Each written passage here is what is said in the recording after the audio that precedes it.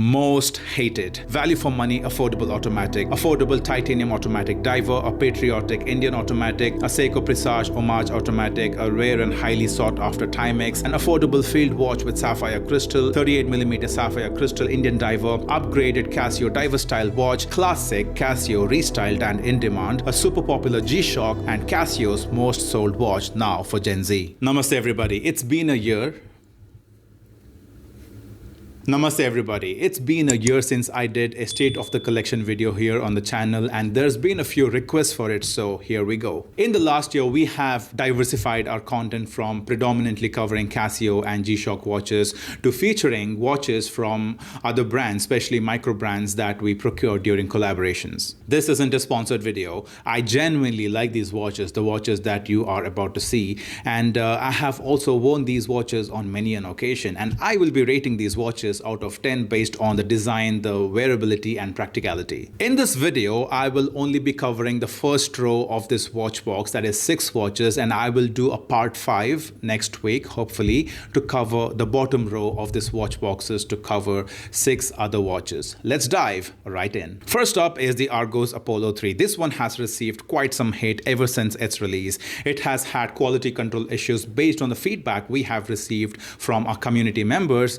I received a good one, so no issues. It has a 316L stainless steel 40mm case with a slim profile, topped with a crystal that Argos mentions as sapphire coated, and I don't understand what that means. Dial exudes a fair bit of regality with applied indices and dagger hands. This is powered by Seagull TY2706 automatic movement with hand winding option and 36 hours power reserve. If you are a fan of the sub-seconds hand, then this is an option for a dress watch, but I would recommend another Argos watch over this one, which I shall discuss later. The suede leather strap with butterfly clasp feels comfortable, but for rupees 8 to 10,000, there are better options in the market. I rate the Apollo 3 6 out of 10. Next up is the ratio-free diver automatic. That is all the rage right now. This has become my daily beater watch. I know it's an automatic. I like accuracy, but I enjoy wearing this. What's not to like about this automatic watch that costs around rupees 10,000? A solid build in the form of 316L stainless steel case and a stainless steel bracelet, a diverse bezel that has a sweet ratcheting sound,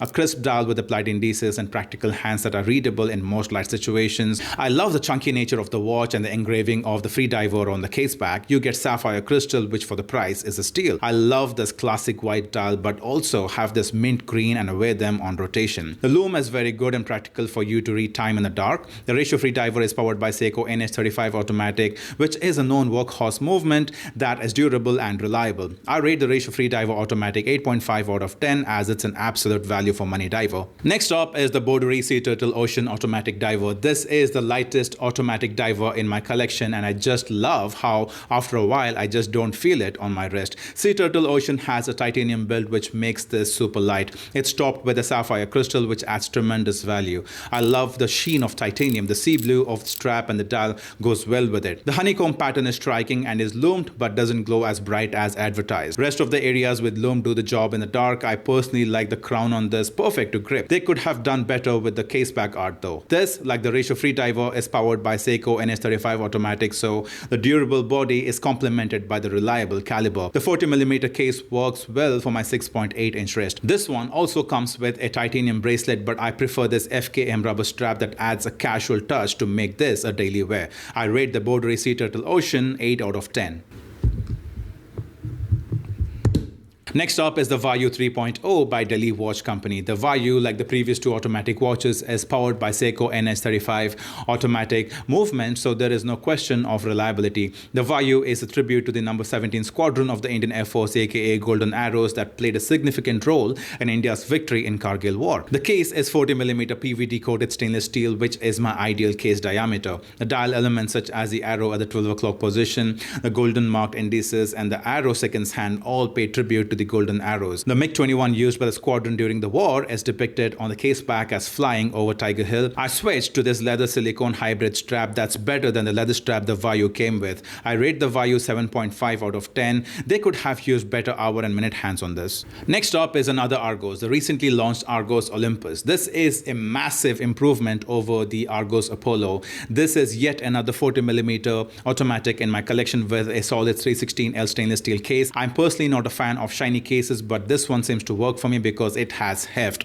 and I love heft on my watches. As always, Argos chose to go with an exhibition case back to give a glimpse of the Chinese Seagull TY2530 automatic. The movement comes with the power reserve indicator, so you know how much to rotate the crown to wind the watch fully. The dial gives off Seiko Presage vibes with guillotine pattern on a sea of carmine red, complemented by the metallic-y applied indices and dagger hands. The Olympus has a well-rounded design compared to the Apollo 3. The suede leather strap is the same quality as that of Argos Apollo 3, feels decent on the wrist. I rate the Argos Olympus 8 out of 10. It's been very reliable, and I have referred to the power reserve indicator every time I had to step out with it. Now we are entering the quartz territory. The last of the watches in today's video is a quartz watch, and it is the Timex Expedition MF13. This is rising in demand now that it has become rare. It is nowhere to be found. Despite the flimsy plastic build of MF13, a flimsy ratcheting bezel, and a digital subsection that's barely used, people treat this as a collectible. I have worn it maybe twice since I bought it. I only find the analog section useful. I don't care for the rest. As with all Timex Expeditions, Indiglo is the main attraction. The leather strap is quality.